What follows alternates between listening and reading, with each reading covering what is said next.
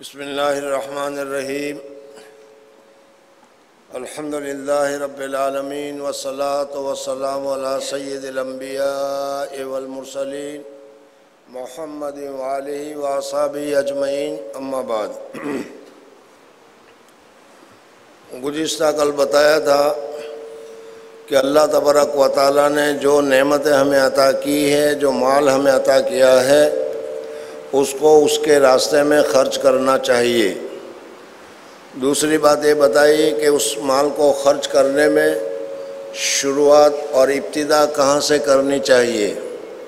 تیسرا یہ بتایا تھا کہ اگر ہم اپنے بیوی بچوں کے اوپر خرچ کرتے ہیں تو اس بیوی بچوں پر خرچ کرنے کی وجہ سے بھی اللہ تبارک و تعالیٰ کے یہاں ہمیں ثواب ملتا ہے، اس لیے ثواب کی نیت سے خرچ کرنا چاہیے۔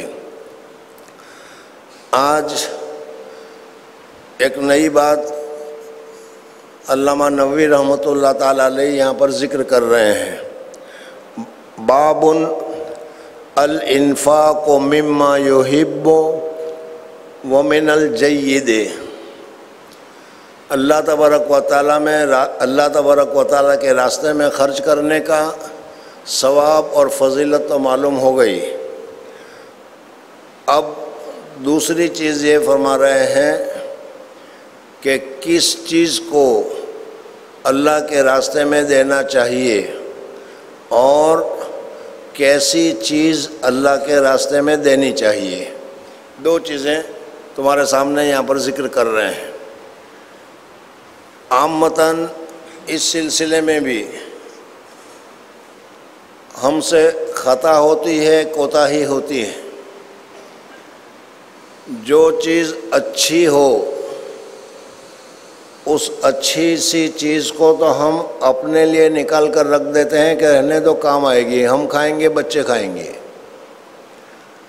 اور جو خراب ہو رہا ہو، سڑ گیا ہو، نکمہ ہو گیا ہو، اس کے لیے ہمارے ذہن میں آتا ہے کہ چلو اس کو مول صاحب کو بھیج دو، مدرسے میں بھیج دو، اللہ کے راستے میں دے دو۔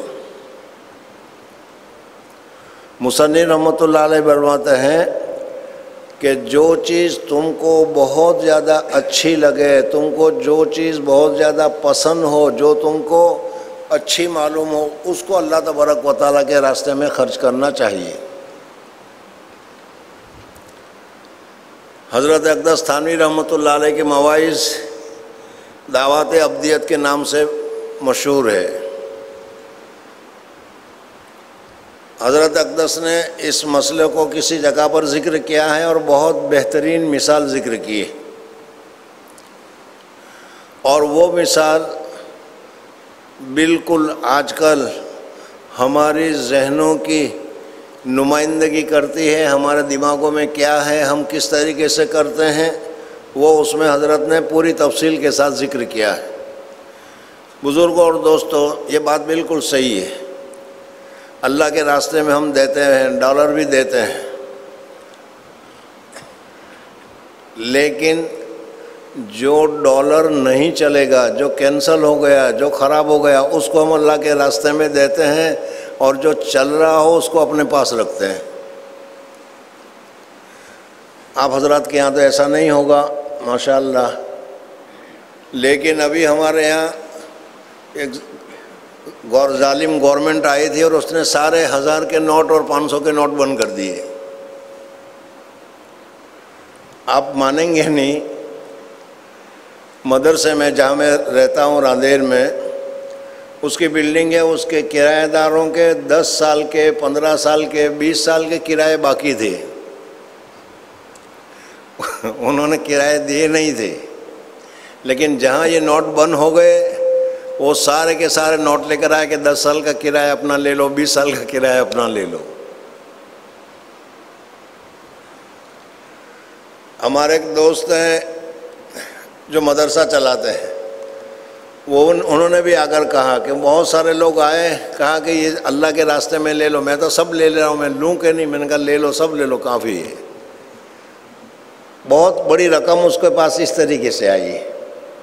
میں یہ بتانا چاہ رہا ہوں کہ واقعی میں ہماری ذہنیت یہی ہے کہ جو چیز ہمارے کام کی ہو، ذرا سا اچھا کپڑا ہو نہیں دیں گے، اور ذرا سا اس میں کوئی خرابی آ گئی، ناپسند آ گیا تو ہم اس کو اللہ کے راستے میں دینے کے لیے تیار ہو جاتے ہیں۔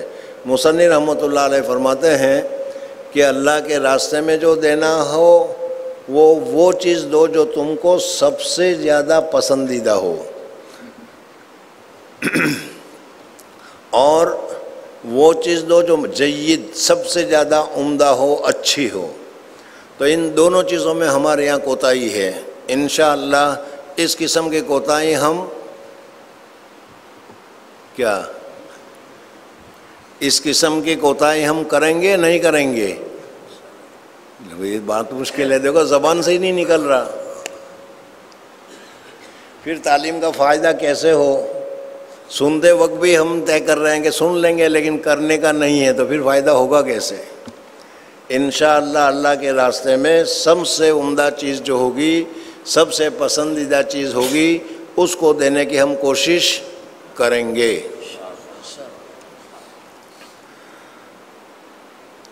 قال اللہ تعالی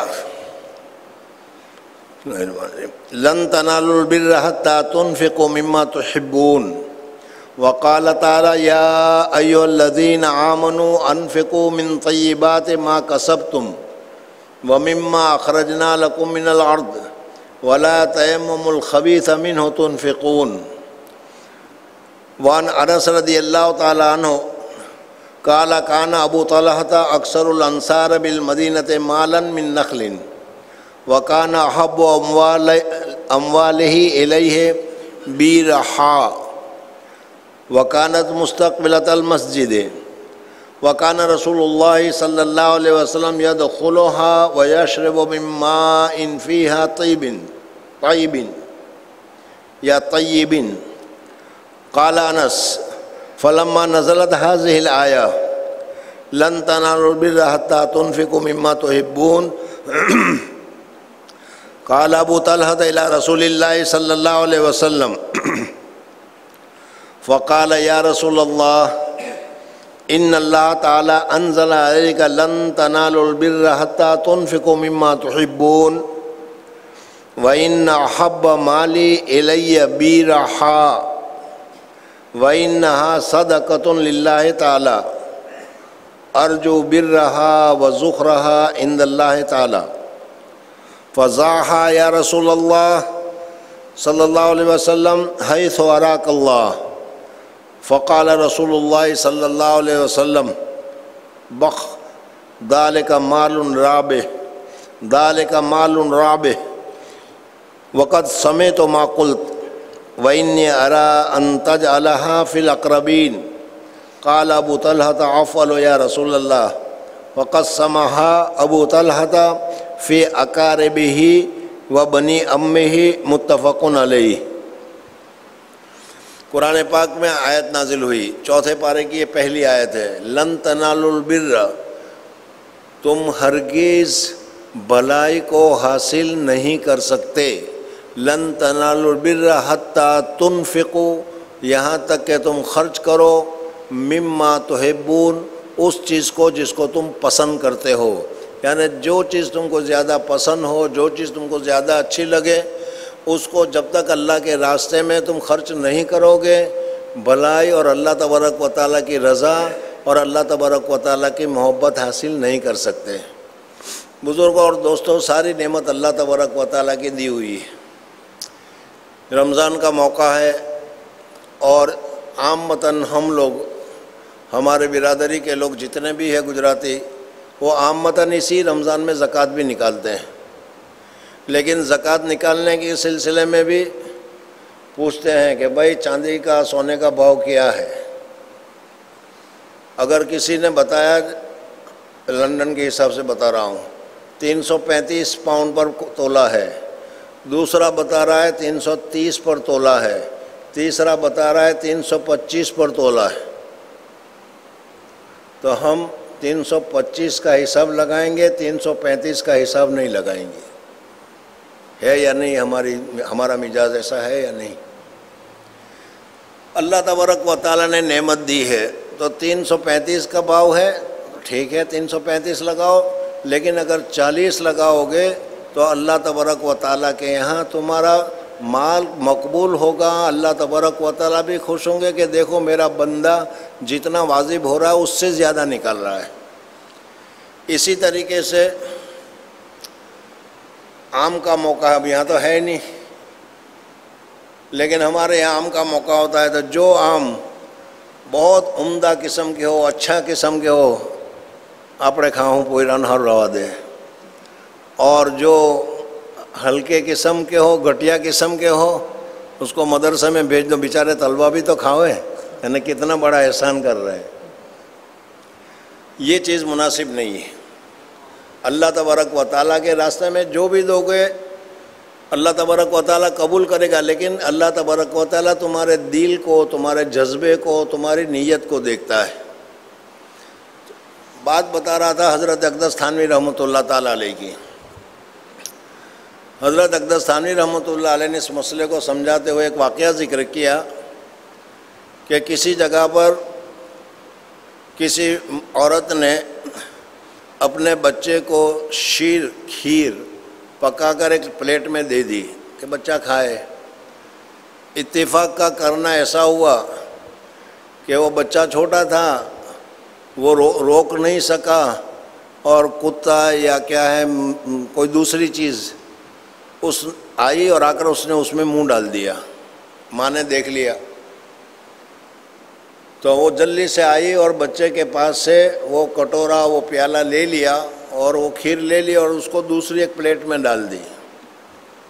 اس لیے کہ اب تو اس کو مثلاً اگر کتے نے منہ ڈالا ہے یا مرغی نے منہ ڈالا ہے، بلی نے منہ ڈالا ہے، تو میرا بچہ کیوں کھائے اسی چیز کو. اور دوسری پلیٹ میں لے جا کر اپنے دوسرے بچے کو بلایا اور کہا کہ جا لے جا اس کو مول صاحب کو دے دو، مسجد کے مول صاحب کو.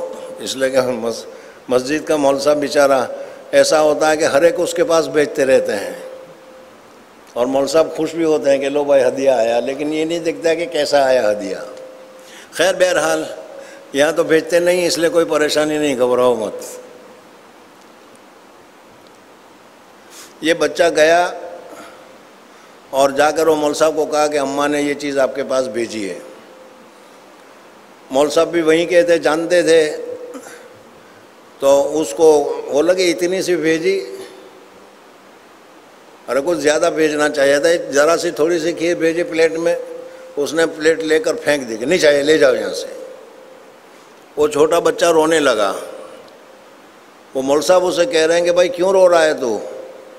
کہتے ہیں مول صاحب میں اس لیے رو رہا ہوں کہ وہ کھیر ضائع ہو گئی، اس کا تو مجھے فکر نہیں ہے، وہ تو کتے نے منہ ڈال دیا تھا اس میں. لیکن وہ جو پلیٹ تم نے پھینکی وہ پلیٹ ٹوٹ گئی، وہ میری امی اپنے بچے کے پاخانہ صاف کرنے کے لیے استعمال کیا کرتی تھی، اب وہ کیا کرے گی، اس لیے میں رو رہا ہوں. بزرگ اور دوستو، واقعہ سچا ہو یا غلط ہو اس سے کوئی بحث نہیں، اس میں ہمارا مزاج معلوم ہوتا ہے کہ سب سے زیادہ ناکارہ، گھٹیا، اپنا کام کا نہ ہو، اپنے استعمال میں نہ ہو، اس کو ہم اللہ تبارک و تعالیٰ کے راستے میں دینے کے لیے تیار ہو جاتے ہیں اور دیتے ہیں، اور دینے کے بعد سینہ ٹھوک کر کہتے ہیں کہ ہم نے اللہ کے راستے میں دیا ہے. جیسے میں نے ابھی بتایا کہ کبھی اللہ کے راستے میں 100 روپے نہیں دیے، لیکن جب 500 کی نوٹ بند ہو گئی تو تھپی کی تھپی مدرسے میں دے دیے کہ لو بھائی مدرسے میں ہم نے دے دیے. اور بالکل صحیح، یعنی غلط نہیں، یہ ہوا ہے. اللہ تبارک و تعالیٰ نے قرآن پاک میں فرمایا کہ لن تنالوا البر حتی تنفقوا مما تحبون، جو چیز تم کو سب سے زیادہ پسند ہو اس کو اللہ کے راستے میں نہیں دو گے، وہاں تک اللہ تبارک و تعالیٰ کی رضامندی حاصل نہیں کر سکتے. مدینہ منورہ میں مسجد نبوی جو ہے، اس مسجد نبوی کے سامنے ایک بہت بہترین کھجور کا باغ تھا. اس کا مالک کا نام جیسا کہ ابھی اس حدیث میں بتایا گیا کہ حضرت ابو طلحہ ان کا نام تھا، اور بہت ہی بہترین باغ تھا. وہ کھجور کے درخت تھے، اور اتنا بہترین باغ تھا کہ اس میں کنواں بھی تھا، کنویں میں پانی بھی تھا. اور حضور اقدس صلی اللہ علیہ وسلم کبھی کبھی اس باغ میں تشریف بھی لے جاتے تھے، بیٹھتے تھے بھی تھے، آرام بھی کرتے تھے اور اس کنویں کا پانی بھی پیتے تھے۔ حضور اقدس صلی اللہ علیہ وسلم کا تشریف لے جانا، حضور اقدس صلی اللہ علیہ وسلم کا وہاں بیٹھنا، پھر اس باغ کو کیا ہے پانی بھی پینا، یہ خود اس باغ کے عمدہ اور بہترین ہونے کی بین اور کھلی ہوئی دلیل ہے۔ آپ کے یہاں کوئی دکان ہو، بڑی اچھی عمدہ دکان ہو، بڑی بہترین دکان ہو، سہولتیں ہوں، تو آپ اس میں جاتے ہیں، ویسے ہی دوسرے میں نہیں جایا کرتے، ہمارا بھی یہی معمول ہے۔ تو وہ باغ اتنا عمدہ تھا کہ حضور اقدس صلی اللہ علیہ وسلم تشریف لے جایا کرتے تھے۔ ابھی جو مسجد نبوی بنی، اس کے لیے میری تو رائے یہ ہے کہ حضور صلی اللہ علیہ وسلم کے زمانے میں مدینہ منورہ میں جتنی بستی تھی مدینہ منورہ کی، وہ ساری بستی اس مسجد میں آ گئی۔ حضور صلی اللہ علیہ وسلم کے زمانے میں جتنے محلے تھے، جتنے مقامات تھے، جتنی جگہیں تھیں، وہ سارے کے سارے اب تو مسجد میں آ گئی۔ یہ جو باغ کہہ رہے ہیں لن تنالوا البر والا بروحا والا باغ، تو ہم نے نہیں دیکھا، تھا ہی نہیں، لیکن بیروحا ہم نے دیکھا ہے۔ یعنی جس مرتبہ ہم پہلے گئے تھے تو وہاں ایک پوسٹ آفس تھی، اور پوسٹ آفس کے پاس ایک کنواں تھا، اس کنویں کو بند کر رکھا تھا اور اس کنویں پر لکھ رکھا تھا بیرحا، یعنی اور بالکل مسجد نبوی میں باب مجیدی جو ہے اس مجیدی کے سامنے تھا۔ اس زمانے میں اگر باب مجیدی مثلاً تمہارا یہاں مسجد کے دروازے تک ہے اور درمیان کا راستہ چھوڑ کر وہ آگے جو تمہارا پارکنگ تھا، پہلے کبھی افتتاح کروایا تھا پارکنگ کا، یاد آ گیا، اتنے دور پر وہ باغ تھا۔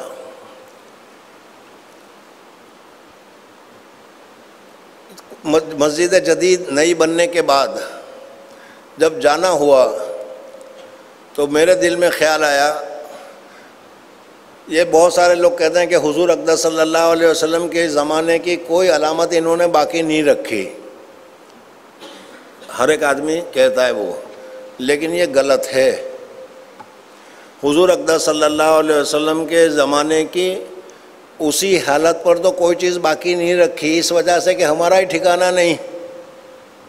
مسجد اس زمانے میں مسجد قبلتین میں ہم گئے تو مسجد قبلتین میں ابھی ادھر منہ کر کے نماز پڑھ رہے ہیں، یا ابھی ادھر منہ کر کے نماز پڑھ رہے ہیں، اور پہلے ادھر منہ کر کے نماز پڑھنا تھا، تو ہم لوگ محبت میں آ کر ادھر منہ کر کے بھی نماز پڑھ رہے تھے۔ بھئی یہ تو ناجائز ہے۔ تو ہم لوگ تبرک میں اعتقاد میں آ کر بہت غلط باتیں کیا کرتے ہیں۔ اتنی ساری پابندی کے باوجود مواجہ شریف پر سلام پیش کرتے ہیں، وہاں پر جالی کو بوسہ دینا تو عام ہے، لیکن میں نے کالوں کو دیکھا وہ سجدہ تک کرتے ہیں، تو وہ پولیس مارتی ہے پھر ان کو، یہ ہو رہا ہی ہے۔ اس وجہ سے یہ حکومت نے ان ساری چیزوں کو ہٹائی ہے، خیر، لیکن انہوں نے علامات باقی رکھی ہے۔ مثلا مسجد نبوی میں حضور صلی اللہ علیہ وسلم کے زمانے میں کہاں تک مسجد تھی، حضور صلی اللہ علیہ وسلم کے زمانے میں مسجد کتنی اونچی تھی، ریاض الجنہ کہاں سے کہاں تک ہے، پوری دوسری مسجد کہاں تک ہے، حضرت عمر فاروق کے زمانے میں، حضرت عثمان زمانے میں کہاں تک بڑھی، وہ ساری علامتیں ہیں، اگر کوئی پہچاننے والا ہو، جاننے والا تو سب بتاتا ہے۔ بہرحال جب میں گیا تو مجھے وہ یاد تھا کہ پوسٹ آفس تھی اور اس کے پاس بیرحا تھا، باب المجیدی کے سامنے تھا، اور باب المجیدی کے سامنے اب دور تک مسجد بن گئی ہے۔ تو میں وہاں چکر لگا رہا تھا دیکھنے کے لیے کہ انہوں نے اس کنویں کو کہاں رکھا ہے، یعنی کنویں کی جگہ کہاں ہے۔ آپ حضرات جانتے ہیں کہ مسجد نبوی میں یا پورے سعودیہ میں ذرا سی بھی تمہاری حرکت کچھ دوسری ہو جاتی ہے تو فوراً پولیس آ کر پکڑ لیتا ہے، پوچھتا ہے کیا کر رہے ہو، سمجھ میں آ گیا۔ تو وہاں جو کام کرنے والے تھے پاکستانی تھے، میں نہیں پہچانتا لیکن معلوم ہے کہ یہ پاکستانی ہے۔ اس نے مجھے کہا کہ کیا کر رہے ہو تم؟ میں نے کہا کہ میں یہ دیکھنا چاہ رہا ہوں کہ بیروحا کر کے ایک کنواں تھا یہاں پر باب مجیدی کے سامنے، اور یہ مسجد اب بڑھا دی گئی ہے، وہ یہاں آ گیا ہے اب، کہ کہاں کون سی جگہ پر تھا وہ میں تلاش کر رہا ہوں. کام کرنے والا تھا تو اس نے کہا کہ چپ ابھی نہیں. میں نے کہا ٹھیک ہے. پھر اس کے بعد جب نماز ختم ہو گئی لوگ چلے گئے تو مجھے کونے میں لے گیا اور لے جا کر اس نے چٹائی اٹھائی اور چٹائی اٹھا کر ایک گور دائرہ بتایا اس نے. اس کے اوپر نقشی کی ہوئی ٹائلز لگی ہوئی تھی. کہا کہ وہ یہ جگہ ہے. میں نے اندازہ کیا کہ واقعی میں یہی ہو سکتا ہے وہ، اس لیے کہ وہ مسجد سے اتنے دور تھا وہ. تو یہ بیرحا حضور اقدس صلی اللہ علیہ وسلم کے زمانے میں بہت ہی عمدہ باغ تھا. تو حضرت ابو طلحہ کے جب قرآن پاک کی آیت نازل ہوئی لن تنالوا البر حتی تنفقوا مما تحبون، جو چیز تم کو زیادہ پسندیدہ ہو جب تک اس کو تم اللہ کے راستے میں خرچ نہیں کرو گے وہاں تک اللہ کے بر بھلائی، اللہ کی خوشنودی، اللہ کی رضامندی حاصل نہیں کر سکتے. اگر ہمیں ابھی کوئی کہا جائے تو اولاً تو ہم اپنے ذہن میں لیں گے ہی نہیں. یہ کوئی ضروری تھوڑا ہے کہ اتنا بہترین سیٹ 5 تولے کا ہم نے بنوایا ہے جو مجھے بہت پسند ہے، جو کبھی کبھی شادی میں پہنتی ہوں، اس کو میں دے دوں پورا کا پورا. یہ تو ہو نہیں سکتا. اس کی جگہ پر $10 $100 دیتے ہیں، کیا فرق پڑ جائے گا. لیکن یہ تو صحابی تھے، انہوں نے کہا کہ ہمیں تو اللہ کی رضامندی حاصل کرنا ہے، باغ کیا چیز ہے. اس وجہ سے وہ حضور اقدس صلی اللہ علیہ وسلم کی خدمت میں گئے اور خدمت میں جانے کے بعد انہوں نے کہا کہ یا رسول اللہ صلی اللہ علیہ وسلم، آپ کے اوپر یہ بھی ایک آیت نازل ہوئی ہے لن تنالوا البر حتی تنفقوا مما تحبون، اور یہ بیرحا والا باغ جو ہے مجھے بہت زیادہ پسندیدہ ہے اور میں اس کو اللہ کی رضا کو حاصل کرنے کے لیے میں صدقہ کرتا ہوں. آپ اس کو جسے چاہے تقسیم کر دیجئے.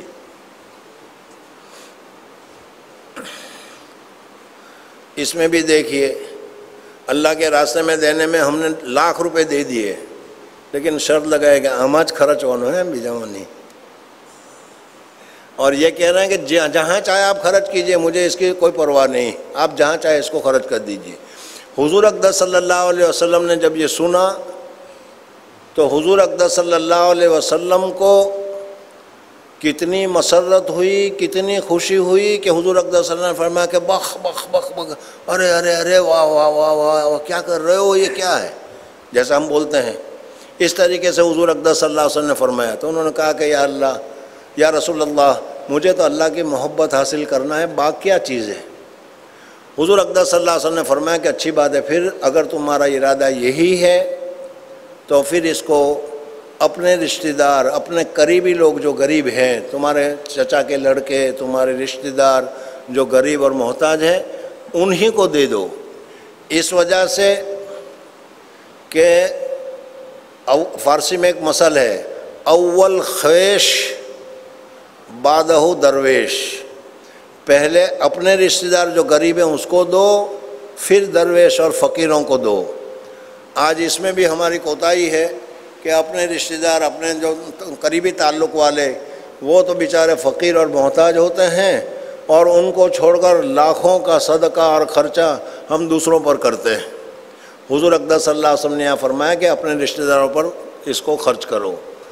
تو انہوں نے یہ بھی قبول کر لیا کہ ٹھیک ہے، میں تو اللہ کے راستے میں دے چکا، آپ جس کو دینا چاہتے ہیں، جہاں خرچ کرنا چاہتے ہیں، آپ خود ہی اس کو تقسیم کر دیجئے، فلانے کو اتنا، فلانے کو اتنا، فلانے کو اتنا. چنانچہ حضور اقدس صلی اللہ علیہ وسلم نے بلایا اور بلانے کے بعد ان کے جو چچا زاد بھائی وغیرہ جو تھے، جو محتاج تھے، ضرورت مند تھے، حضور اقدس صلی اللہ علیہ وسلم نے اس کو دے دیا. تو اس سے یہ معلوم ہوا کہ اللہ کے راستے میں خرچ کرنا چاہیے، اور خرچ کرنے میں سے نکمی چیز جو کسی کام کی نہیں ہو اس کو ہم دے رہے ہیں، اس کو سدھارنے کی ضرورت ہے. اپنی جو پسند کی چیز ہو، جو اپنے کو سب سے زیادہ بہترین لگ رہی ہو، جو کپڑا سب سے زیادہ اچھا لگ رہا ہو، جو گاڑی سب سے زیادہ اچھی لگ رہی ہو، تو تم کہو گے یار تم اپنے لیے بھی تو کچھ بتاؤ. ہمارے لیے بھی یہی ہے، چلو گاڑی ہمارے پاس نہیں ہے تو کیا ہوا، سب کے لیے یہ حکم ہے. اس وجہ سے ہمیں اپنی اصلاح بھی کرنی چاہیے، اور اللہ کے راستے میں سب سے اچھی چیز جو ہمیں پسندیدہ ہو اس کو اللہ کے راستے میں دینی چاہیے۔ ترجمہ یہ ہے، حضرت انس رضی اللہ تعالیٰ عنہ فرماتے ہیں کہ ابو طلحہ رحمۃ اللہ رضی اللہ تعالیٰ عنہ انصار مدینہ کے انصاروں میں بہت بڑے مال والے تھے، کھجور کے درختوں کے، اور ان کے وہ بہت زیادہ محبوب مالوں میں سے ان کا وہ باغ تھا جس کو بیروحا کہا جاتا ہے، اور یہ باغ مسجد نبوی کے بالکل سامنے تھا، اور رسول اللہ صلی اللہ علیہ وسلم اس باغ میں تشریف بھی لے جاتے تھے اور اس کا پانی بھی پیتے تھے، اور وہ پانی بھی بڑا مزیدار تھا، پاکیزہ تھا۔ حضرت انس کہتے ہیں کہ جب کہ یہ آیت نازل ہوئی، تم ہرگز نہیں پا سکتے اللہ کی رضامندی کو یہاں تک کہ خرچ کرو اس چیز کو جو تم کو زیادہ پسندیدہ ہے۔ حضرت ابو طلحہ رضی اللہ تعالیٰ عنہ کھڑے ہوئے رسول اللہ صلی اللہ علیہ وسلم کے پاس تشریف لائے اور کہا، یا رسول اللہ، اللہ تبارک و تعالیٰ نے آپ کے اوپر یہ آیت نازل کی، لن تنالوا البر حتی تنفقوا مما تحبون، اور میرے پاس میرے مالوں میں سے سب سے زیادہ محبوب اور سب سے زیادہ پسندیدہ اور سب سے زیادہ قیمتی جو میرا مال ہے وہ بیروحا والا باغ ہے، اور میں اس کو اللہ تبارک و تعالیٰ کی رضامندی حاصل کرنے کے لیے صدقہ کرتا ہوں، اور میں اللہ سے امید کرتا ہوں اس کے بھلائی کی اور ذخیرے کی، جو اللہ تبارک و تعالیٰ نے اس کو اللہ کے راستے میں خرچ کرنے کی وجہ سے مجھے جو دے گا وہ بدلہ میں چاہتا ہوں، پس آپ اس کو جہاں چاہیے اور جہاں آپ مناسب سمجھتے ہیں آپ اس کو خرچ کیجئے۔ حضور اقدس صلی اللہ علیہ وسلم نے مارے خوشی کے اور مارے تعجب کے کہا، بخ بخ بخ، واہ واہ واہ واہ واہ واہ واہ۔ حضور اقدس صلی اللہ علیہ وسلم کا یہ بخ فرمانا، اندازہ لگاؤ کہ یہ کتنی قیمتی باغ ہوگا، کتنا اونچا باغ ہوگا کہ حضور اقدس صلی اللہ علیہ وسلم بھی فرما رہے ہیں کہ واہ واہ واہ واہ واہ واہ، کتنا اچھا تم نے کام کیا ہے کہ کتنی قیمتی چیز کو تم نے اللہ کے راستے میں دیا ہے۔ ذالک مال رابح، بہت ہی نفع دینے والا مال ہے، یہ تو بہت ہی نفع دینے والا برکت والا باغ ہے یہ۔ ذالک مال رابح دوسری مرتبہ بھی کہا۔ پھر حضور اقدس صلی اللہ علیہ وسلم نے فرمایا، قد سمعت ما قلت، تم نے جو کہا میں نے سن لیا، کہ تم نے ایسے عمدہ افضل بہتر باغ کو اللہ تعالیٰ کے راستے میں دے دیا ہے، میں نے سن لیا، اور میں یہ چاہتا ہوں، حضور صلی اللہ علیہ وسلم فرماتے ہیں، وَإِنِّي أَرَىٰ، اور میرا یہ خیال ہے، أَن تَجْعَلَهَا فِي الْأَقْرَبِينَ، کہ تو اس کو تقسیم کرے تیرے رشتہ داروں میں، جو قریبی تیرے رشتہ دار ہیں ان کو دینا چاہیے اور ان میں اس کو تقسیم کرنا چاہیے۔ فقال ابو طلحہ، جب حضور صلی اللہ علیہ وسلم نے یہ کہا تو حضرت ابو طلحہ نے کہا، افعلوا یا رسول اللہ، ٹھیک ہے یا رسول اللہ صلی اللہ علیہ وسلم، آپ نے فرمایا کہ اپنے رشتہ داروں پر خرچ کرو، بس میرے محبوب نے کہہ دیا اس پر خرچ کرو، میں تیار ہوں، مجھے کوئی پریشانی نہیں کہ اپنے رشتہ داروں پر دوں یا دوسروں کو دوں، میں نے تو اللہ تعالیٰ کے راستے میں دے دیا۔ فقسمها ابو طلحہ فی اقاربہ و بنی امہ، حضرت ابو طلحہ نے اپنے رشتہ داروں کے اوپر اور بنی ام پر، چچا زاد بھائیوں وغیرہ کے اوپر جو محتاج تھے، جو ضرورت مند تھے، اس کو خرچ کیا۔ بزرگوں اور دوستوں، تعلیم کا صحیح مقصد یہ ہے کہ ہم اپنی غلطیوں کو سدھاریں۔ تعلیم کا صحیح مقصد یہ ہے کہ جب نئی بات ہمیں معلوم ہو تو ہم اس کو اپنے گرہ باندھ لیں اور یہ کوشش کریں کہ اسی کے مطابق ہم عمل کریں۔ یہ صحیح ہے کہ صحابہ کرام رضوان اللہ تعالیٰ علیہ مجمعین نے جیسی قربانی کی، صحابہ کرام رضوان اللہ تعالیٰ علیہ مجمعین نے جیسا عمل کیا، اسے ایسا عمل ہم سے نہیں ہو سکتا، یہ میں جانتا ہوں۔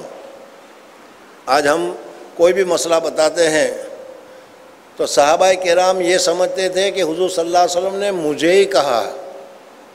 ایک روایت میں آتا ہے، دیر ہو جائے گی، کہ حضور صلی اللہ علیہ وسلم کہا بیٹھ جاؤ، حضرت عبداللہ رضی اللہ تعالیٰ عنہ وہاں پیچھے کھڑے تھے، وہیں بیٹھ گئے۔